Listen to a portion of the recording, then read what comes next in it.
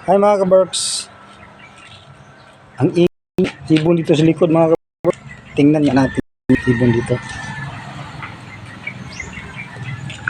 Ingay-ingay nila mga kabarks.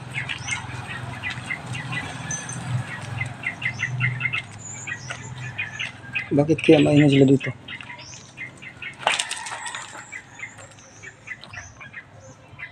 Tingnan nga natin dito.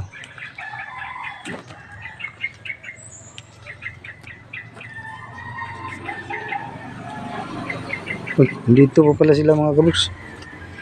Sino? Malalaki na. Yan.